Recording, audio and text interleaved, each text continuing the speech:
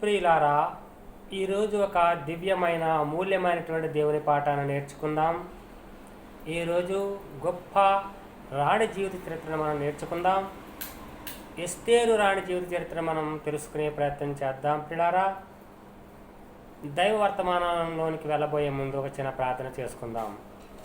మమ్మల్ని మిక్కిలిగా ప్రేమించిన మా గొప్ప ప్రేమగల మా ప్రియమైన పరలోకపు తండ్రి, మీకు ఎక్కింపులను స్తుతులు స్తోత్రములు వందనాలు సమర్పించుకుంటున్నాం. నాయన తండ్రి ప్రభా, ఇదిగో మా నాయన, ఈరోజు మాకు ఒక దివ్యమైన అమూల్యమైన పాఠాలను నేర్పించవలసిందిగా, ఎస్తేరు జీవిత చరిత్రను మాకు నేర్పించవలసిందిగా, ఎస్తేరు గ్రంథం నుంచి మేము నేర్చుకోవాల్సిన పాఠాలు మాకు తెలియజేయవలసిందిగా, నీ ప్రియ కుమారుడును మా ప్రియ రక్షకుడు అయినటువంటి యేసు క్రీస్తు ప్రభువు వారి శక్తివంతమైన నామ స్తుతించి ప్రార్థించి అడిగి వేడుకొనిచున్నాను మా పరమ తండ్రి, ఆమేన్.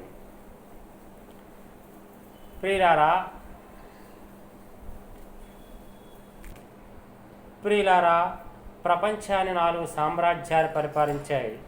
1 బబులోను సామ్రాజ్యము, 2 గ్రీకు సామ్రాజ్యము, 3 మాదీయ పారసీక సామ్రాజ్యము, 4వది రోమా సామ్రాజ్యం. ప్రియులారా, మాదీయ పారసీక రాజ్యానికి సంబంధించినటువంటి రాజే ఈ అహష్వేరోషు రాజు. ప్రియులారా,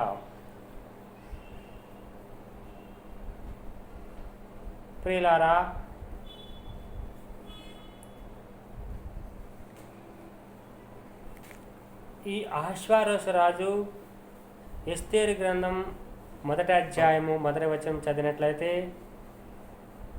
ఆయన హిందూ దేశం మొదలుకొని కూషు దేశం వరకు 127 సంస్థానములలో ఈ అహష్వేరోషు రాజు ఏలినట్టుగా మనకి దేవుని వాక్యం తెలియజేస్తుంది. ప్రియులారా, అంటే అహష్వేరోషు రాజును మనం చక్రవర్తిగా భావించుకోవచ్చు. అంటే రాజులకు రాజు అన్నమాట.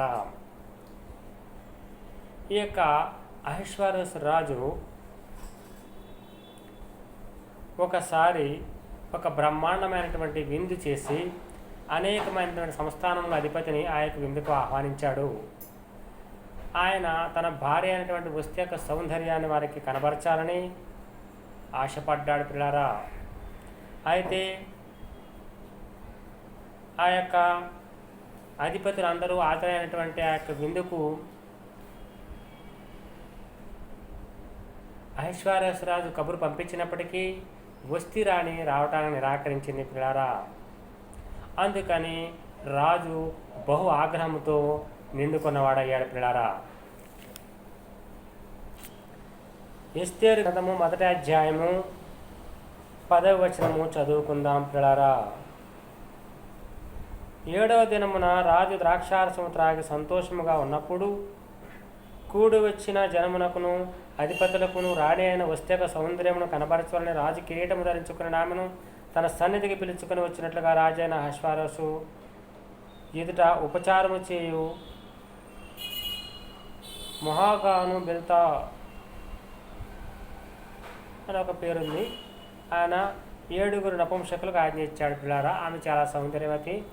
ఆమె ఆ యొక్క విందులకు రావడానికి నిరాకరించింది. పిల్లారా, అందుకు రాజుగారు బహుగా కోపగించి మరి తన యొక్క సంస్థానాలన్నిటిలో కూడా ఒక రకమైనటువంటి చట్టాన్ని చేశాడు. పిల్లారా, అదేంటంటే పితృస్వామిక కుటుంబం ఉండాలనేటటువంటిది రాజుగారు జారీ చేసినటువంటి ఆజ్ఞ. ప్రతి ఇంటి మీద పురుషుడి అధికారిగా ఉండాలని రాజుగారు ఆజ్ఞ జారీ చేశాడు. పిల్లారా, అప్పటి నుంచి సకల సంస్థానాల్లో కూడా ఆ యొక్క రాజు తాకీదులు రాసి పంపించటం వల్ల పితృస్వామిక కుటుంబం అనేటటువంటిది ఆరంభమైనదని మనము గ్రహించుకోవాలి. పిల్లారా, ప్రియులారా,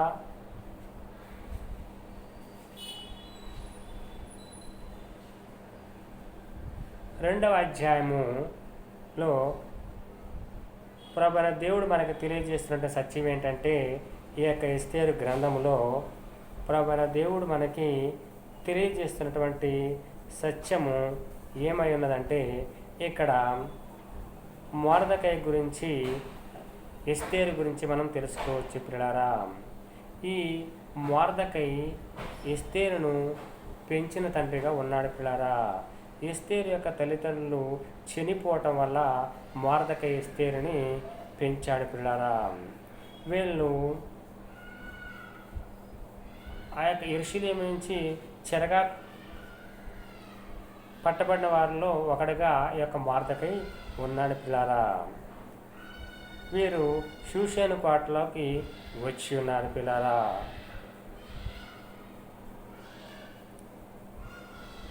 మూడవ అధ్యాయం కనుక మనము గమనించినట్లయితే రాజు అయినటువంటి అహష్వేరోషు రాజుగారు హామానుని బహుగా హెచ్చించాడు పిల్లారా. అధిపతుల మీదే అతన్ని పెద్దగా నియమించాడు పిల్లారా. అంటే మనము అతనిని ప్రధానమంత్రిగా భావించుకోవచ్చు పిల్లారా. హామాను అహష్వేరోషు యొక్క రాజు యొక్క ప్రధానమంత్రి గావించబడ్డాడు పిల్లారా. వస్తీ రాజాజ్ఞను ధిక్కరించినందుకు, రాజు సముఖమునకు రానందుకు రాజుగారు చేసిన పని ఏంటో తెలుసా పిల్లారా?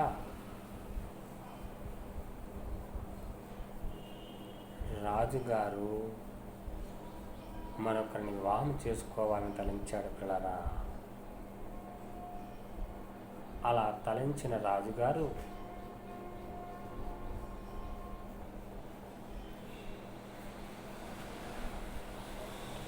మరొకరిని రాణిగా నియమించాలని తలంచిన రాజుగారు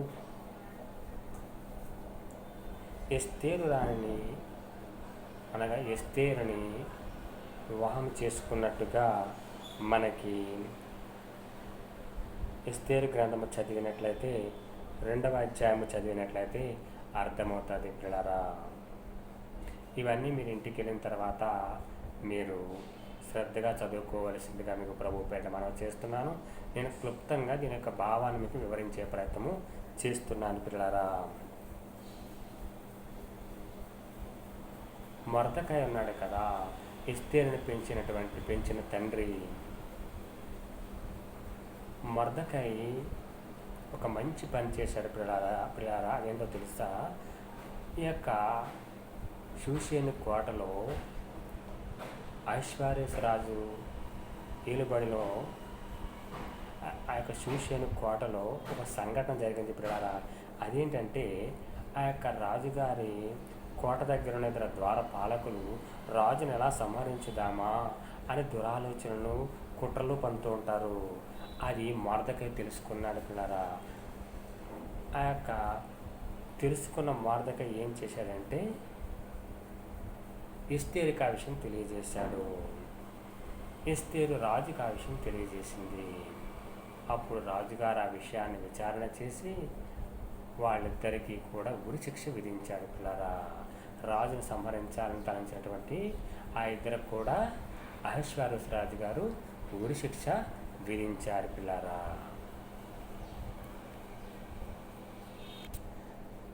అహష్వేరోషు రాజుకి మంత్రి హామాను మనం తెలుసుకున్నాం కదా పిల్లారా. ఈ హామాను కొంచెం గర్వం స్వభావం కలవాడు పిల్లారా. ఇతను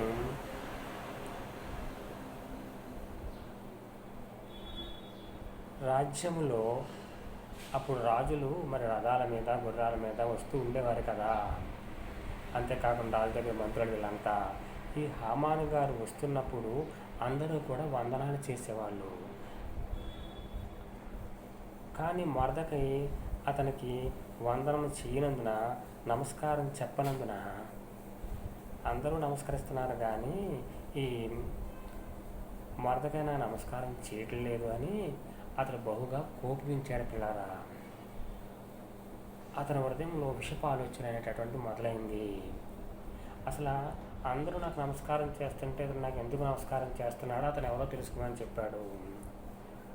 వాళ్ళు ఆ రాజ్యంలో వాళ్ళు తెలుసుకుని ఆ విషయం హామానుకు చెప్పారు.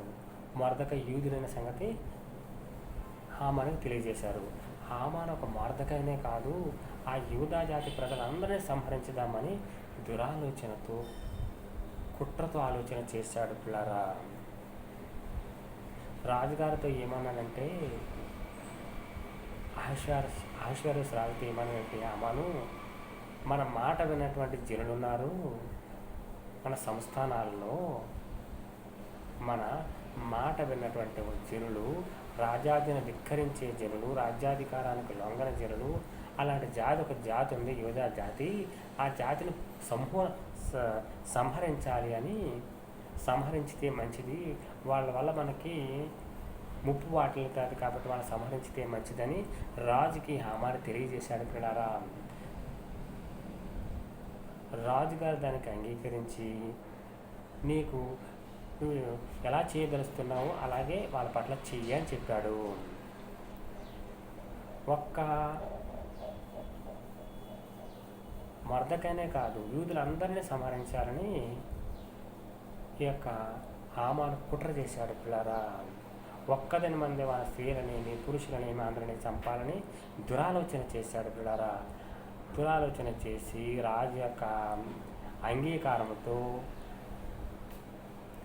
తాకీదులు ముద్రించి ఒకరోజు వారిని చంపాలని,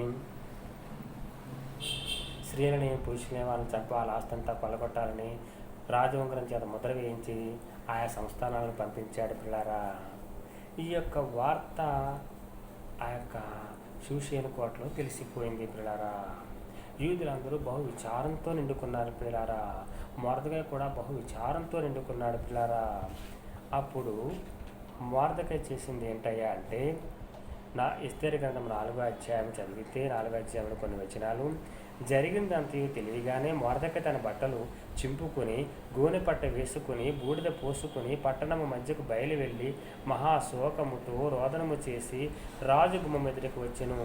గోనె పట్ట కట్టుకుని వాడు రాజగుమ్మంలో ప్రవేశించకూడదని ఆజ్ఞ కలదు. 3వ వచనం, రాజు యొక్క ఆజ్ఞను శాసనమును ఏ సంస్థానమునకు వచ్చినో అక్కడ నుండి యూదులు ఉపవాసం ఉండి మహా దుఃఖముతోనూ ఏడ్పుతోనూ రోదనముతోనూ మునిగిన వారై అనేకులు గోనె బూడిదను వేసుకుని పడి ఉండిరి. ఆ మాట విన్న యూదులు గోనె పట్ట కట్టుకుని ఉపవాసం ఉండి కన్నీటితో బహు దుఃఖముతో రోధిస్తూ ప్రభువైన దేవునికి కన్నీటి ఉపవాస ప్రార్థన చేశారు. పిల్లారా, మొర్దెకైతో సహా అనేకులు చేశారు యూదులు. ప్రియులారా, ఆ విషయము రాణి అని ఎస్తేరు కూడా తెలిసింది. పిల్లారా, రాణి అని ఎస్తేరు తన జాతి ప్రజలను రక్షించాలనుకుంది. యూదా జాతి ప్రజలను రక్షించాలనుకుంది. యూదా జాతి ప్రజలు ఎవరు? దేవుని ప్రజలు కదా వాళ్ళని రక్షించాలనుకుంది. అప్పుడు ఆమె చేసిన పని ఏంటయ్యా అంటే, ఇదే అధ్యాయము 16-17 వచనాలు, నీవు పోయి షూషేనునందు కనబడిన యూదులందరినీ సమాజ మందిరమునకు సమకూర్చిన నిమిత్త ఉపవాసముండి 3 దినములు అన్నపానములు చేయకుండి నేను నా పనికత్తెలను కూడా ఉపవాసముందుము. ప్రవేశించుట న్యాయ వ్యతిరేకంగా ఉన్నను. నేను రాజునద్దుకు ప్రవేశించదును. 17వ వచనము, నేను నశించెదను. అటువలనే మొర్దెకై బయలుదేరి ఎస్తేరు తనకు ఆజ్ఞాపించిన యంత్ర ప్రకారము జరిగించెను. రాణి అనేటువంటి ఎస్తేరు యూదులు ఆ విధంగా మరణించకూడదని ఉపవాస ప్రార్థన చేసింది. పిల్లారా, 3 దినాలు ఉపవాస ప్రార్థన చేసింది తన ప్రజల కోసం. కన్నీటితో ఉపవాస ప్రార్థనలు చేస్తే ప్రభువైన దేవుడు ఆ యొక్క ఉపవాస ప్రార్థనలు వింటాడు. పిల్లారా, రాజు దగ్గరికి వెళ్ళటం వీలు కానటువంటి కష్ట పరిస్థితి అయినప్పటికీ కూడా నేను వెళ్ళి రాజుకి ఈ సంగతిని తెలియజేస్తాను, వాళ్ళని సంహరించొద్దని చెబుతాను. ఆ యొక్క వాళ్ళని సంహరించమని రాజు చేసిన ఆజ్ఞను రద్దు చేయించి నూతనమైన ఆజ్ఞను జారీ చేయించాలని నేను తెలియజేస్తాను అని ఎంతో పట్టుదలతో నిండుకొని ఉందన్నమాట ఎస్తేరు రాణి.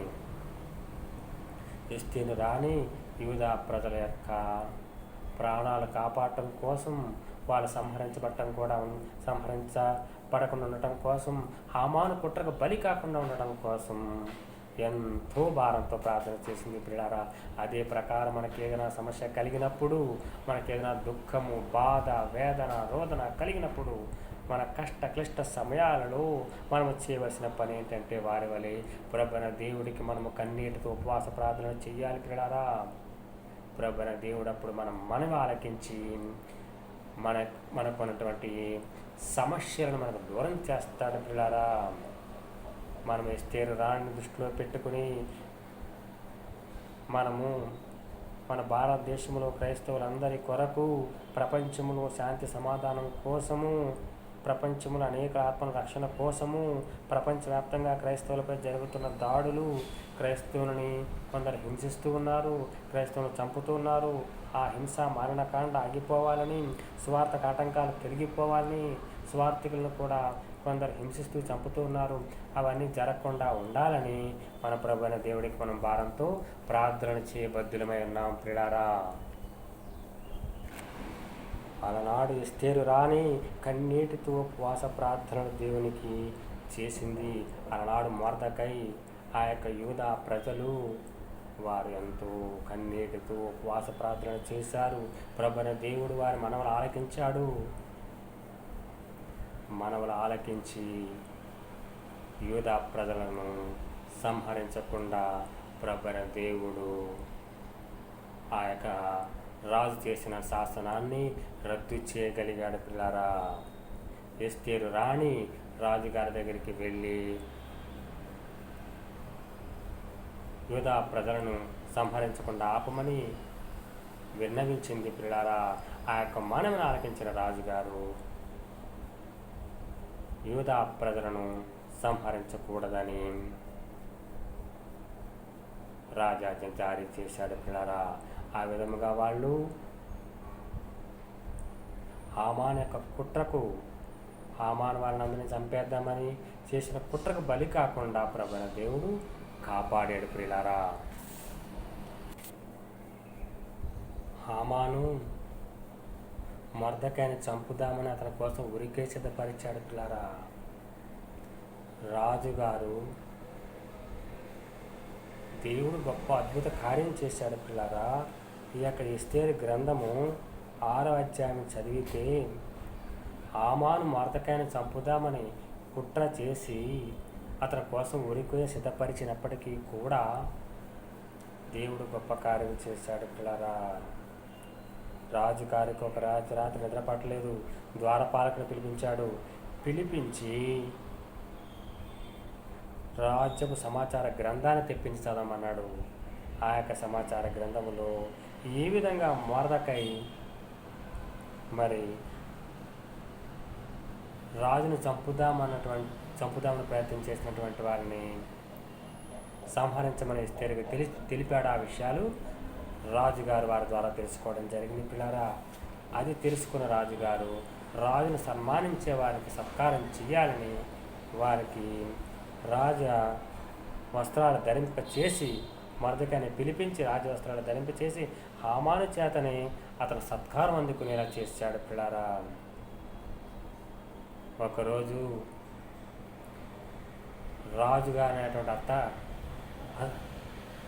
రాజుగారైనటువంటి అహష్వేరోషు రాజును హామానును విందుకు పిలిచింది ప్రియులారా ఎస్తేరు రాణి.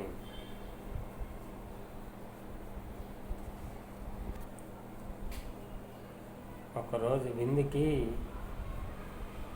రాజుగారిని మంత్రి అయినటువంటి హామానుని ఎస్తేరు రాణి పిలిచింది ప్రియులారా.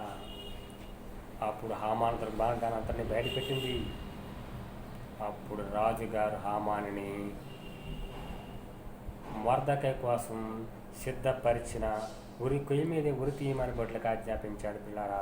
అందుకే అర్థం చేసుకోవాలి, కీడు చేసేవారికి కీడే మొడతాది, కీడు చేసేవారికి కీడే మొడద్ది. ఒకరికి అపకారం తలపెట్టేవారికి అపకారమే జరుగుతుంది పిల్లారా. ఎవరు చేసే చెడు వారిని రెండింటి మీదకే వస్తుంది పిల్లారా. హామానుని ఉరితీశారు. అంతేకాకుండా ముందుకి దేవుని వాక్యం చదువుకుంటూ వెళ్తే యూదులందరినీ సంహరించాలని ప్రయత్నం చేసిన హామాను కుమారులను కూడా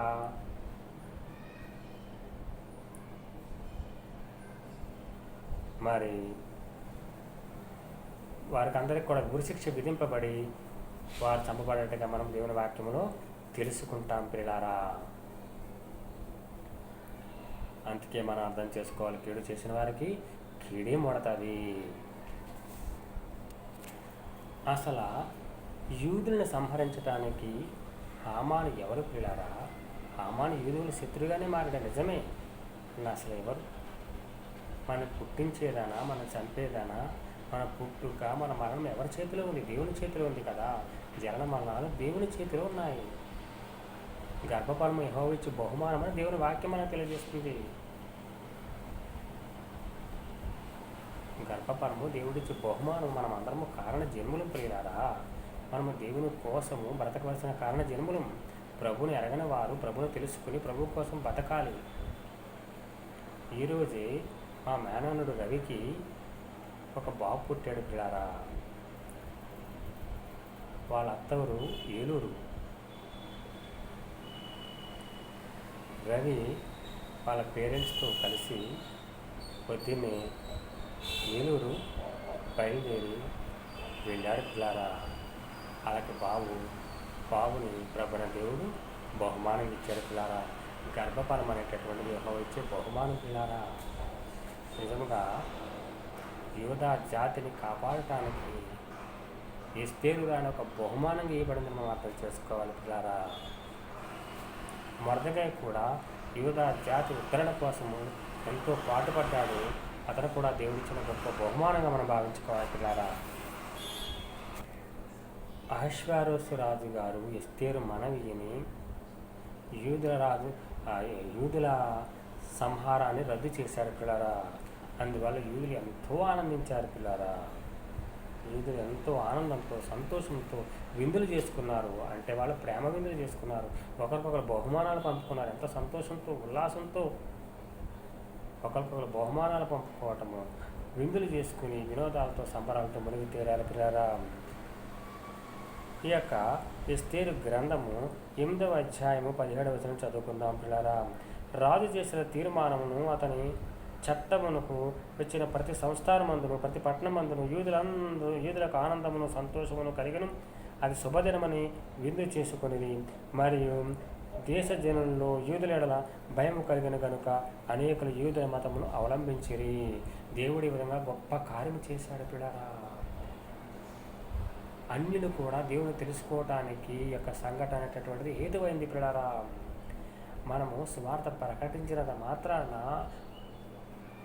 అనేకులు ప్రభువైన దేవుడు నమ్ముకోరు. మనం చెబితే నమ్మరు. కొంతమంది దేవుడు చేసే కార్యాలు చూసి నమ్ముతారు పిల్లారా. అప్పుడు దేవుడు చేసిన గొప్ప కార్యాలను అనేకులు, అంటే వేరే ఇతర మతాలకు చెందిన వారు చూసి వారు ప్రభువైన దేవుని నామాన్ని విశ్వాసించరు. అవును, వాళ్ళ పక్షాన ఉన్న దేవుడు జీవగల దేవుడు, వాళ్ళ పక్షాన ఉన్న దేవుడు గొప్ప దేవుడు, వాళ్ళ పక్షాన ఉన్న దేవుడు వాళ్ళని కాపాడాడు, వాళ్ళ ప్రాణాలు హరించుకోకుండా కాపాడాడు అని వాళ్ళు తెలుసుకోగలిగారు పిల్లారా. నిజంగా దేవుడు గొప్ప కార్యమైనటువంటిది చేశాడు పిల్లారా. తర్వాత మొర్దెకైని ఆ యొక్క అహష్వేరోషు రాజుగారు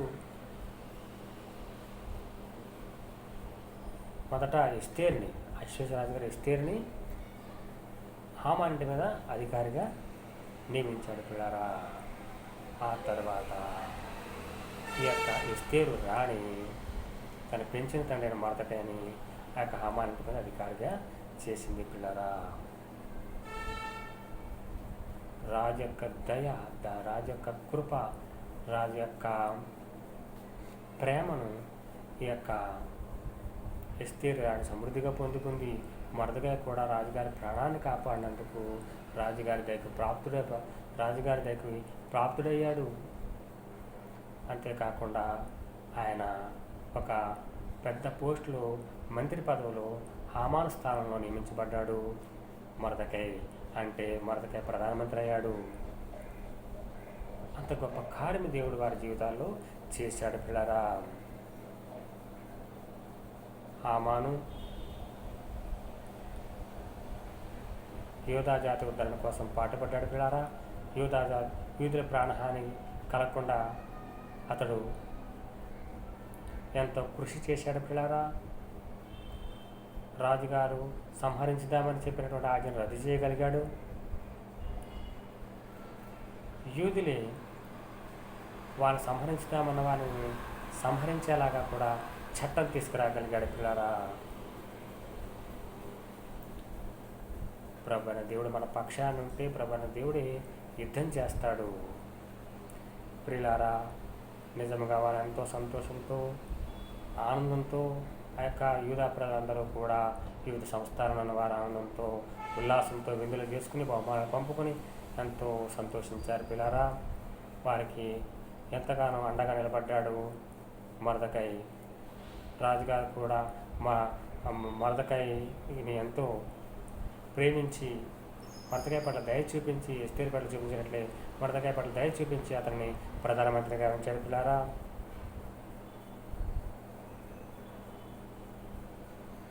దేవుడు చేసిన ఈ గొప్ప కార్యం ఎప్పటికీ వారు గుర్తుగా ఉండాలని పూర్వీకుల పండుగ జరుపుకుంటూ ఉంటారు. పిల్లారా, సంవత్సరానికి ఒకసారి ఇశ్రాయేలు జనాంగము పూర్వీకుల పండుగ ఈ యొక్క సంఘటనకి ఈ యొక్క సంఘటన బట్టి జరుపుకుంటూ ఉంటారు. పిల్లారా, పాత నిబంధన గ్రంథంలో పండగలు అనేటటువంటివి ఇశ్రాయేలు జనాంగానికి సూచించబడ్డాయి. పిల్లారా, ఒక పనసాల పండగ కావచ్చు, పసకా పండగ కావచ్చు,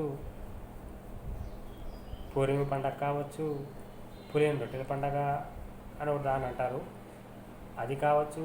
ఏది ఏమైనప్పటికీ కూడా పండగలు అనేటటువంటి ఇశ్రాయేలీల జనాంగానికి దేవుడు ఇచ్చాడు. వారి జీవితంలో దేవుడు చేసిన కార్యాలను ఈ కార్యాలకు గుర్తుగా పండగలు అనేటటువంటివి వారిని ఆచరించమని ప్రభువు దేవుడు అప్పుడు తెలియజేశాడు. ఇప్పుడు క్రైస్తవులు మనకి శరీర సంబంధమైన పండగలు ఏమీ లేవు. ప్రియులారా, క్రైస్తవులకి పండగ అంటే ఆత్మ సంబంధంగానే ఉంటుందని అర్థం చేసుకోవాలి. క్రీస్తులో జన్మిస్తే నీకు ప్రతిరోజు పండగే, క్రీస్తు నీలో లేకపోతే నీకేమన్నా దండగే. ప్రియులారా, ఈ యొక్క ఎస్తేరు గ్రంథము 10వ అధ్యాయము ఒక 3 వచనాలు ఉన్నాయి, వాటిని ధ్యానిద్దాం. ప్రియులారా, రాజైన అహష్వేరోషు రాజ్యమునకు సముద్ర ద్వీపములకు పన్ను చెల్లింప నిర్ణయించను. మొర్దెకై యొక్క బలమును గూర్చి అతని సామర్థ్యము చేత చేసిన కార్యములన్నింటిని గూర్చి రాజు అతన్ని గణపరిచిన సంగతిని గూర్చి మాదీయుల యొక్క పార్శీకుల యొక్క రాజ్య సమాచారపు గ్రంథమందు వ్రాయబడి ఉన్నది.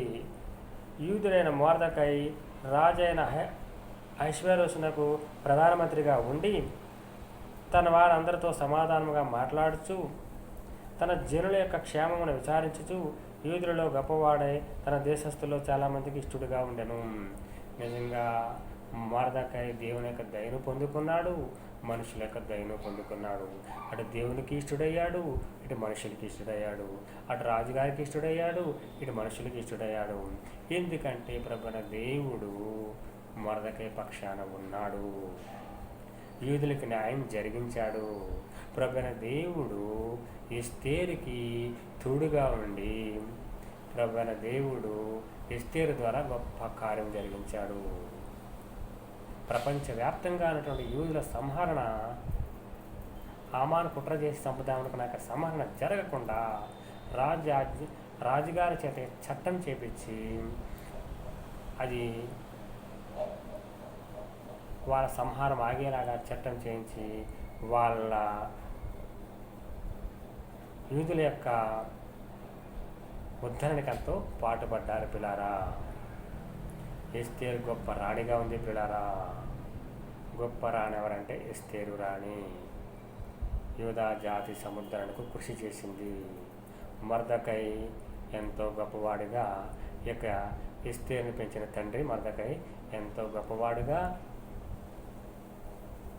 యూదుల యొక్క సముద్రానికి పాటుపడ్డాడు. పిల్లారా, ప్రభువైన దేవుడి కొద్ది మాటల వెనుకళ్ళు దీవించి ఆశీర్వదించును గాక. ప్రభువైన దేవుడు మిమ్మల్ని అందరినీ దీవించి ఆశీర్వదించి మిమ్మల్ని తన కృపలో భద్రపరచును గాక. క్రీస్తు యేసు మహిమలు ప్రభువైన దేవుడు మీ అందరికి అవసరాలు తీర్చును గాక. ప్రభువైన దేవుడు యొక్క వర్తమానాన్ని నీరు కట్టి ఫలింపజేయును గాక. ప్రభువైన దేవుడు మనకి వర్తమానం ద్వారా తెలియజేస్తున్న సత్యం ఏంటంటే ఉపవాస కన్నీటి ప్రార్థనకు ఎంత బలవంతంతో తెలియజేస్తున్నాడు.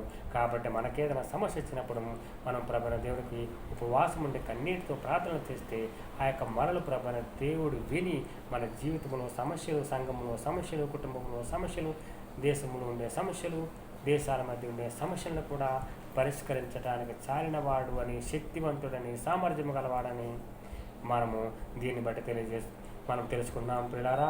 ఈ యొక్క కొద్ది మాటల పరమైన దేవుడి వెనుకలో దీవించి ఆశీర్వదించును గాక. Amen, amen, amen.